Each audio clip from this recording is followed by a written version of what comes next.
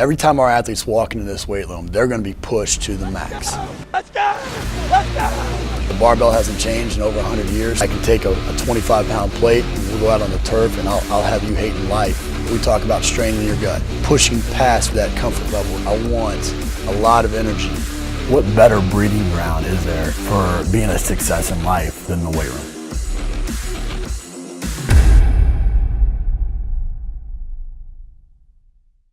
Hey guys, welcome back to Iron Game Chalk Talk. I'm your host, Rob McKeefery, and this is episode number 221. I want to thank you guys for listening.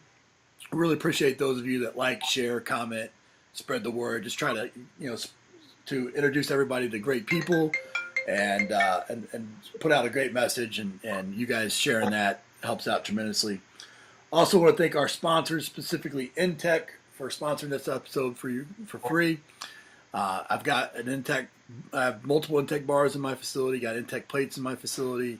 I had them at Eastern Michigan as well. It's a fantastic company, and just only partner with companies that I believe in that have a similar mission of giving back to strength coaches, and Intech definitely does that. This week, I'm joined by Rob Brokaw. Rob's the head strength coach at North Bend Central High School in Nebraska. He's been at a variety of high schools, been in corporate fitness, been a friend of mine for a couple years here now, and just a great guy. So, man, I appreciate you coming on the show. I appreciate it. This is a big milestone in my career. This is like how you make the 5-year, this was on my list, I got to admit. No, I appreciate that, man. That's awesome. It's great to hear. Well, we kind of went through your journey there. You talked about, I talked a little bit about corporate wellness, and being at other high schools. Which one of those experiences really kind of, is where you grew up as a coach, best defines you, where you learned the most, and kind of you point to, like, this was a defining moment for me as a strength coach?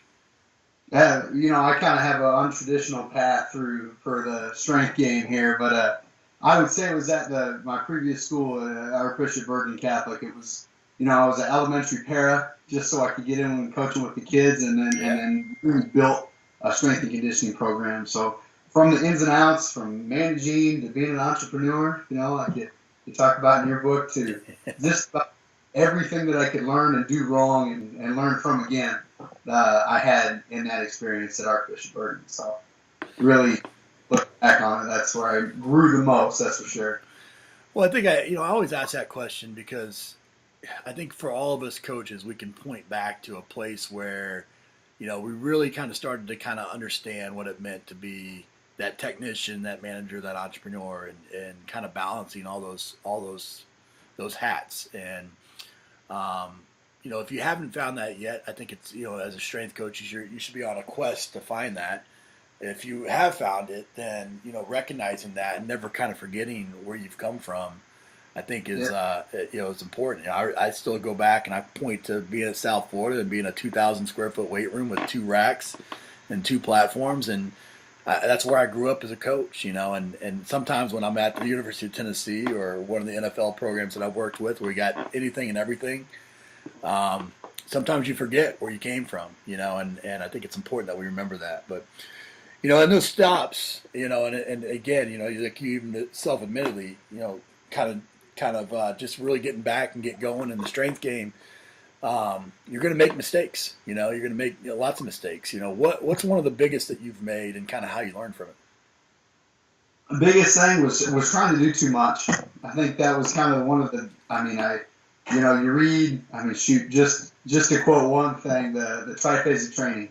Read Cal Dietz's book, and that was one of the first clinics I went to. I drove up to Minnesota and met a whole bunch of people, learned from, Cal himself, triphasic training, got all that information, brought that all back and tried to incorporate it all at once. And, quoting Dan McKim, I didn't earn what I learned.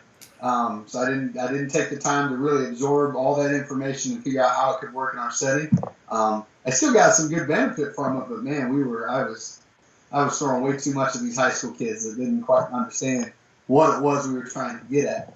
So they never really got the full gambit of the triphasic training. Yeah, I think I often say on the show and talk about the first time that I was interviewed by Mark Asanovich, and he asked me to define strength. And at that time I wasn't I really couldn't come up with a great answer. Here's the most fundamental question to what we do is define what strength and conditioning means, or define strength. And I couldn't do it, and I think as coaches, so many times we learn different things at different clinics and different conferences, and we come back without fully understanding it. And we really don't have a thorough understanding of what it means to even do the program, let alone how to coach it, And I think that's a common mistake for a lot of coaches. So I'm glad you brought that up. You're just finishing up. Getting close to finishing up summer training here with with the high school kids. High school, having 4 high schoolers myself. I know it's. We got lacrosse this week, and today later on today we got wrestling practice, and we got a swim practice. We got this, that, and the other. How are you setting up your schedule to be able to corral as many of those kids as you can? Yeah, it's a tall order, that's for sure. When I was in high school, it was at that time to get the biggest strength gains in the summer, and I'm sure that every other program is thinking the same thing. But what I'm finding out. I listened to, the entrepreneurial courses things, got me tailored on to listening, some Gary Vaynerchuk and some of these cats that are in the business world, doing a lot of self-assessment. And I found that the summer season is more of an in-season than the actual in-season is. Because, man, they got 4 or 5 different things going on, whereas in the school year, they got school and then the sport, So it's really trying to find a good spot for them. It's always, really took a turn this summer for optimal style of training. I'm a percentage guy. I have been a percentage guy for a long time. And this summer, I really kind of went away from the percentages and took it as just, like the APRE, here are the reps that we're doing today. Because shoot, I might not see this kid for another week and a half. Right. And they're not going to live. They're not going to go and do this stuff. They're not, as much as I would love them to. In some situations, we'll give them a body weight workout, and they'll do that a couple times and come back and not be terribly out of shape. But to come back and say, okay, we're on to, 90-95% of our lifts this week, no matter that you weren't here the last 2 weeks, So I found myself really going back and forth, and then I decided to just make that switch to APRE, and let's get some solid weight going and really just focus on the movement. The tier allows me to do that, so right. Yeah.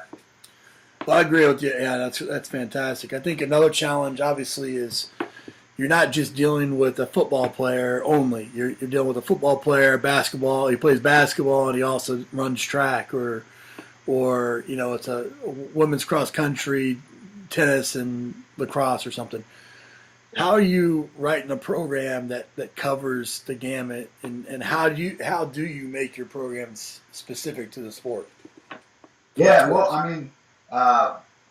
strength is one of those deals where you have to have it in every aspect or in every sport. So again, we'll follow the tier system. Train everything every day. You're not catching fly balls with just your chest, right? So you got to make sure that you're working everything as you get going. I really base everything off of routine.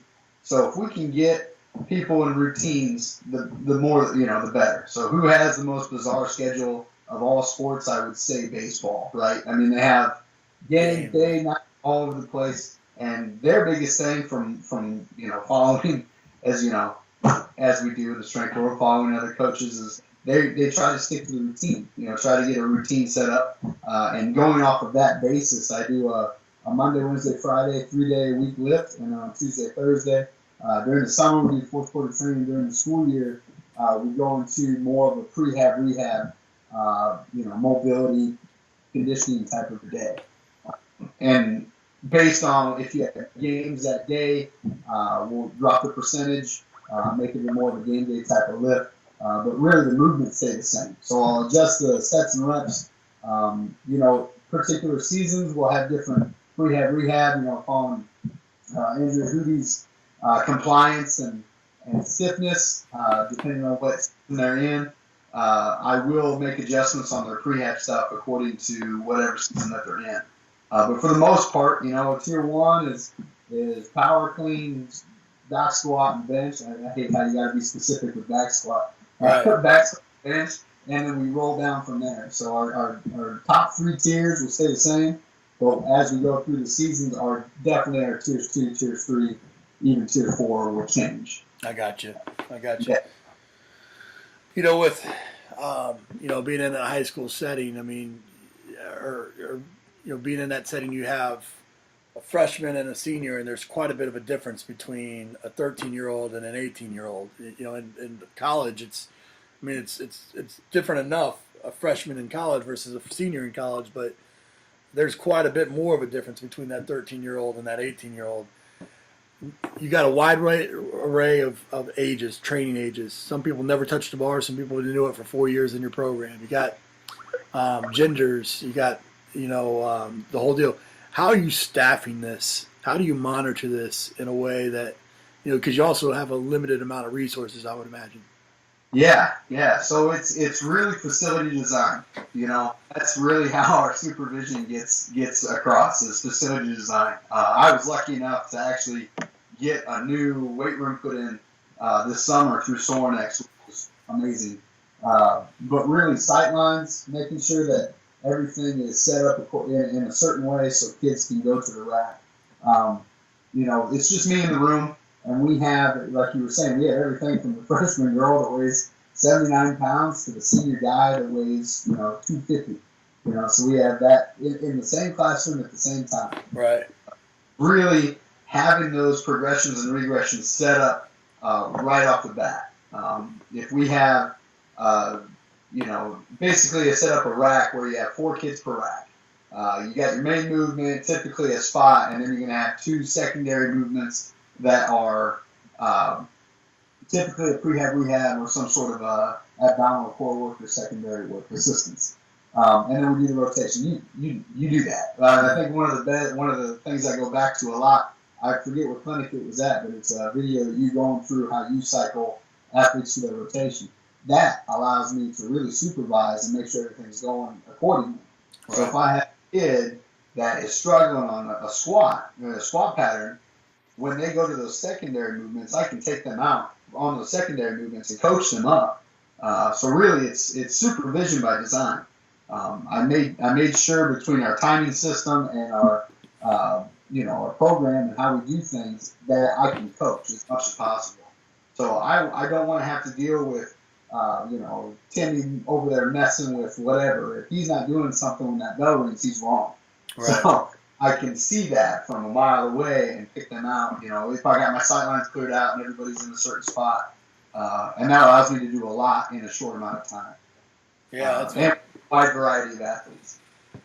Oh, that's fantastic. You mentioned, a couple times now. You mentioned Cal. You mentioned Andrea Hoodie, APRE with Brian Mann and Gary Schofield. You probably got a lot of stuff from myself. You mentioned a lot of kind of mentors and things like that you've kind of leaned on to kind of Frankenstein your program, put it together. What is your process? How do you go out? I mean, are you constantly learning? You're constantly reading and researching, or are you just kind of you set aside time each day to focus on developing yourself as a coach? What are some of the things you do from a continuing education standpoint? All the time. It's constant. It's always like if I see something on, Facebook or Twitter, I'm definitely trying to read and keep up. Really talking to coaches. Shoot, I went to the NSCA Las Vegas convention just a couple weeks ago. And yes, the presenters are fantastic and you learn a lot from there. But man, I got the opportunity to have breakfast with Mike Ruley. And shoot, I've earned what you learn there. Right. He set me up with a conditioning package that I'm just beyond excited to really roll out. Like all the other teachers and stuff at school think I'm anti-cardio because the first thing I did was take all the cardio stuff in the weight room and move it out of the weight room. Right. Being able to utilize those things and really get things going is exciting to me. Like I live for that stuff. Sure. So really, just having conversations, listening to your podcast, listening to.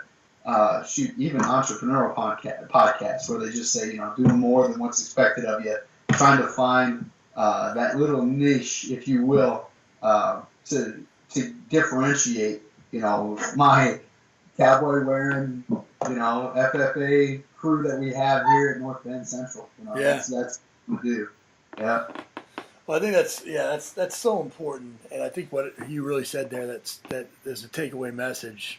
You can learn a lot from clinics, you can learn a lot from Facebook and Twitter and books and all that, but actually getting to the horse's mouth and talking to a coach and figuring out what their motivations behind it, what their thinking is, and that's by far the best way to really learn, And not only do you learn, but you create a network there to where, if all of a sudden you have a question about that program, you could actually call Mike and or reach out to him, and I think that's something that a lot of coaches, they have either a fear or intimidation of reaching out to some of their mentors or reaching out to people. But if you just set that aside, you just you just do it. Yeah. I mean, you're a guy that obviously is a product of having many, many great conversations through the years, and myself included. I'm the same way. That's why I do the podcast, right? No, it's scary, really. I mean, this profession is so unbelievable. Everybody's willing to share, and if you take the time, and I know you've done your research, they know you've done your background work. If you're asking the right questions, right. You'll be more than willing to help you out. That's the biggest thing. Yeah, that's an important point. If you're asking about how do I bench more, then you're probably not going to get a very extensive conversation. But if you're really digging into the program and you have some intelligent questions, people want to help. Coaches want to help each other out. That's why they do what they do. One of the things you also mentioned in there, entrepreneurial a couple of times, and obviously I wrote about that in my book about, that I think that's a phase that we have to go through, or an aspect of what we have to do to be a success in this field is being an entrepreneur. That doesn't mean always just finding additional money or things like that, but it means constantly sharpening the sword or challenging your ideals or thinking outside the box on an approach.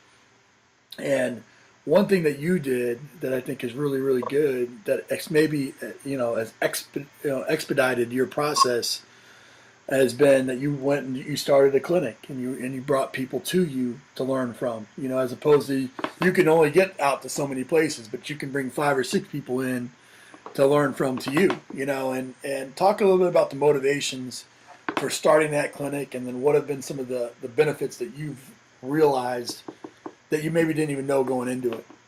Oh, definitely. Well, when I started at Bergen, one of the big obviously was funding. So what I was trying to say, a new strength coach, and I'm member of the NSCA, and I like to do all this stuff, and I started traveling to these clinics. They were like, when I had no problem spending my own money and my time to go do these things. I've yet to have, I think I had a school pay for one clinic that I've gone to. Everything else has been kind of on my own. And I have no problem doing that. But at the same token, we needed funds for the room. And so I was trying to, we're at a Catholic school, small Catholic school, and you can't ask your donors for more money coming in. And all I could think of was one of the, I don't even know where I heard it. I'm probably sure I've heard it a couple different times, but what problem can you solve? It shouldn't be, when you ask your kids, it shouldn't be what do you want to do when you grow up. It should be what problem should you solve. It's good. Yeah, for me it was what, we need strength coaches at the high school level. And I know it sounds kind of, silly or whatnot, but that's exactly what I feel I am called to do. And talking to other strength coaches in the state, because I go and talk to those that have had success and those that even just had programs. I went and talked to as many people as I possibly could, and you could just tell they were all in their little, I couldn't talk to anybody around here about Cal Beats. I couldn't talk to anybody about, the grid down in Texas. I couldn't talk to anybody about this stuff because they didn't know. Right. Why would you go out of your way to do all that kind of fun stuff when in reality you teach geography and you're in the weight room during, So what I decided to do is take some of these cats and bring them down to Bergen, not only to help out with our funding situation for the strength and conditioning program, but so I can learn. And so everybody around me can learn. That way I can have these conversations on a regular and continue to learn myself, start sharpening my sword as much as I possibly could. And that turned into a goal of, basically enhancing the level of athletic development in the state of Nebraska. I mean, Alvin Roy and everything like that. But Boyd Epley's the dude. You know, when you talk to anybody in Nebraska, Boyd Epley's the absolute. You know, he's the godfather. So that's one of the Husker Power is strong. That's for sure here in the state of Nebraska, and everyone's kind of stuck with that same mantra as we go. But and I firmly believe that without those staples, we don't have what we have today. Sure. So you need to know. You need to know your history. You need to know everything that's there. But you need to, curtail everything that you got so it will work for your kids. Right. So bringing those cats in and going through the clinic, I learned so much more about myself and what I can handle and what, the power of asking somebody and asking them the right way is a big deal. I mean, shoot, Dan John, he's got how many millions of followers. He's the best-selling author. Right. And I gave him, he puts his phone number on everything that he has. I gave him a call. This Coach John. I'm like, hey, Coach, do you want to come to Nebraska? And he's like, yeah, sure, we can do that. That sounds great, So it's amazing what can happen if you ask for it, and if you always have good intentions behind what you're doing, you'll be a success. That's something I've really learned. If the intent is good, things work out. I've come across some really bad situations where I wasn't sure whether the clinic would even go. The Big Red football coaching clinic decided to put their clinic on the same day that I had. I already had speakers coming in, and that's the biggest clinic in the state. Right. Having 125 coaches show up. If your intent is good, things will work themselves out as long as you just keep working. The other thing that I learned was that you never know what you're going to learn from somebody that you have a conversation with. I mean, shoot, anybody in any situation you can learn from them. And then as long as, again, go back to intent. If your intent is good, if you're really just trying to get your athletes better, or if you're trying to get yourself better, to be a better servant for those that are trying, things work themselves out. No question. I think, I've ran a clinic everywhere I've been, and and the main reason was because I wanted to learn as much as I could learn to make my athletes better.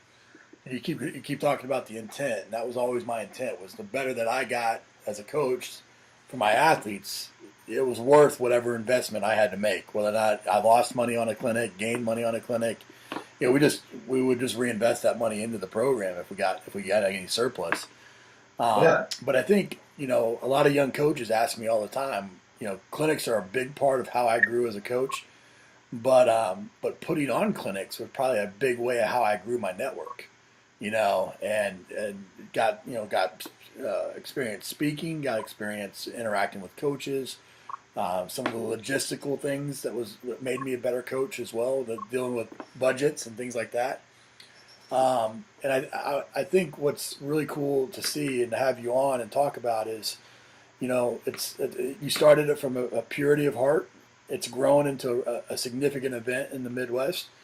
But it all started from, that just wanted to make the profession better, but it's led to you expanding your network and then expanding what you're able to do for your kids. And I think if there's a young coach or a young head strength coach, whatever the situation that's out there right now, I'd be pitching that like crazy.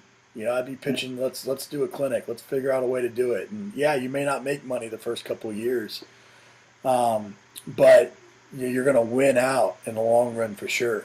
And I think that you definitely would agree with me on that. Without a doubt. The networking portion of things, and you'd be surprised to find different people. Shoot, we're trying to network now. We have female strength coaches at the high school level. I mean, that's something that I'm finding out people that are super qualified to be a strength coach, more so than the head football coach that's the geography teacher. They're more qualified to be in these roles, but they're not doing it because they just don't feel quite empowered enough. And I'm finding these fantastic coaches, all over the state, which is fantastic. We can build that up, and Absolutely. Who knows? You can't go wrong there, right? No question. I just did a podcast for a project that Anthony Renna is doing.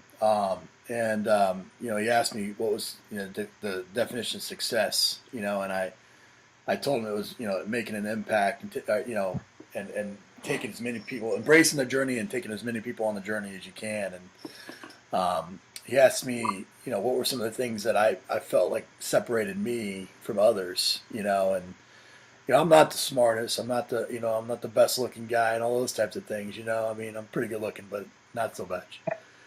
But I told him that, I was relentless. I'm relentless, and I'm an action taker. And I think that's you as well. You're an action taker. You get an idea in your head, and you're like, man, you know what? That sounds like something that's going to benefit my athletes or me.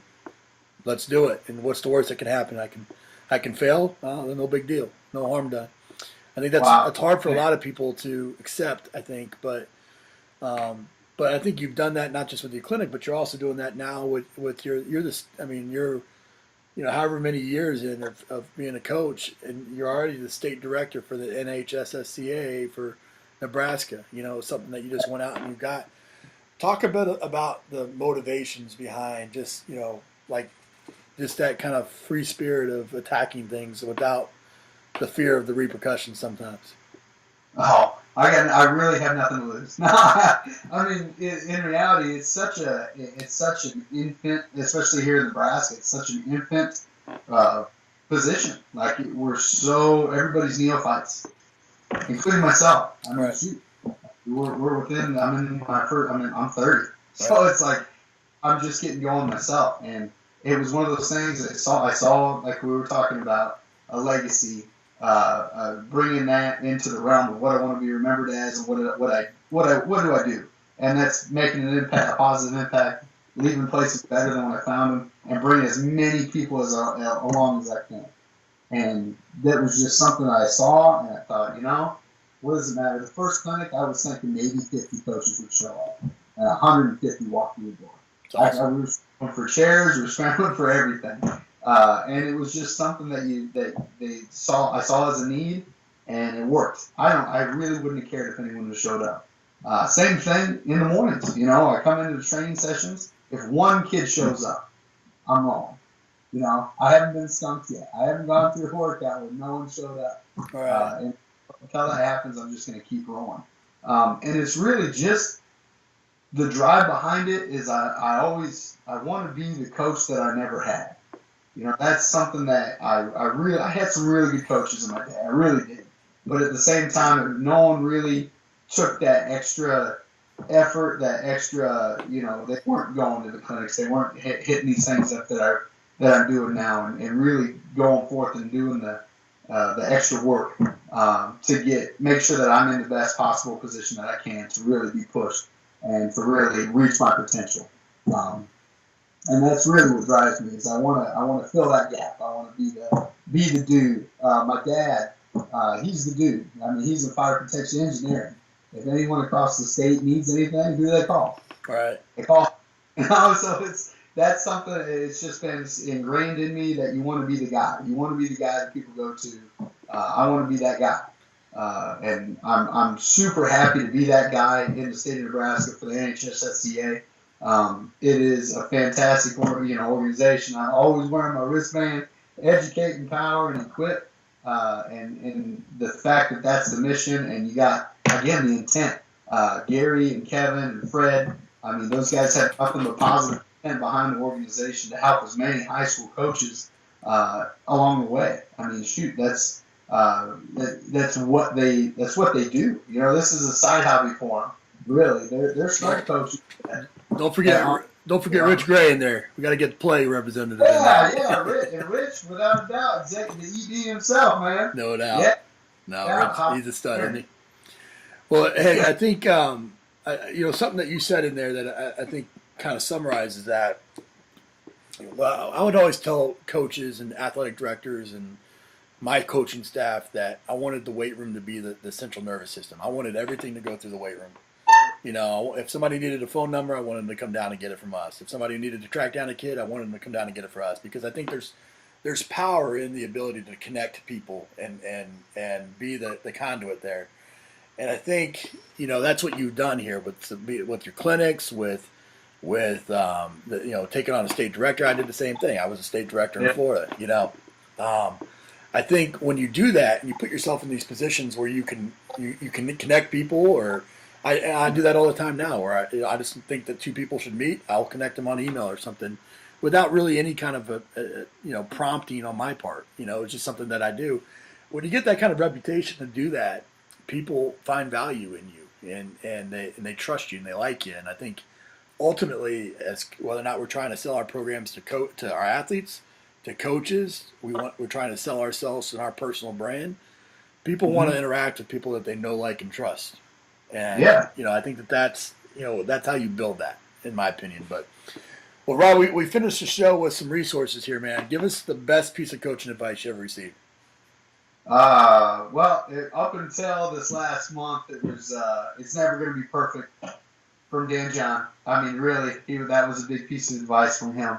But Gary Schofield and Mike Booley, once again, we had a good conversation, and they really were telling stories about their previous coaching experiences and how they got going. And it was really do more than what's expected of you. Do more, like you said, make it the central nervous system of the school. There's no reason for, in all reality, I could be that coach that sits in the corner of the weight room and reads the paper, and no one would say boo. Because that's the way it's been. But that's not me. I need to do more than what's expected of me. So that was a really good piece of advice in every aspect in my life. Do more than what's expected. That's great. What about a book, app, and website recommendation? For book, I really like the Gary V. Crush It. I know that sounds kind of, but man, it's fantastic. And you got it back there? I got it back here somewhere. Love that. Yeah, it's somewhere over there. Yeah, and then that NX Grant Cardone, 10X, fantastic book again. You guys, everybody knows the training books. I would say the same things repeated on here a lot. For an app, I really just use the Boxing Timer Pro for all my timing situations. It's always a good one. Website, NHSSCA.us. Place to go. The Facebook page is fantastic. I can't tell you how many times people. I just did an exhibitor booth at one of the big clinics here in Nebraska, all sports clinic, and so many people came by. Like, man, I just joined that Facebook group. It's like there's so much information going on down there. I just keep scrolling in the history of the post because they're answering so many questions in far more detail than I ever would have thought. But yeah, Excel training designs with your boy Steve Olson. Yeah, Steve. I always use that. I love the sheets. I've definitely been that's big to go for me. But yeah. Well, that's good, man. Well, hey, man, it's been awesome having you on, and I think what everybody will take away from this conversation is just how genuine you are. How that I think that there's a certain amount of confidence and humility. And I think a lot of people don't recognize that as much. And I think, you're a guy that, you're putting your athletes first, you're putting, the program first, the organization that you're involved in first. And when you do that, rising tide raises all ships, and you get better in the process. And I think that's evident all the way throughout, and really respect how you're doing your job there and how you're giving back to the community. So I appreciate you, man. Thank you, Coach, and thanks for everything you do. I mean, that's high praise from Coach McKeefery right there. Thanks, y'all. Appreciate it. Absolutely, man. That's it for this episode of Iron Game Chalk Talk. Thanks to this week's guest as well as our sponsors for bringing this episode to you for free. Make sure to check out ronmckeefery.com where you can join our mailing list, find the show notes, including all the links and resources mentioned, and information about Coach McKeefery's other products. While you are there, please join Coach McKeefery in the comments section thanking our guest for sharing. If you haven't subscribed to Iron Game Chalk Talk on YouTube or iTunes yet, make sure to do so. Comments, ratings, and reviews are always welcome. Coach McKeefery can be found on Twitter at @RMcKeefery, on Facebook and YouTube at /Ron.McKeefery. That's it for this week. Be sure to check back next week for another great episode of Iron Game Chalk Talk.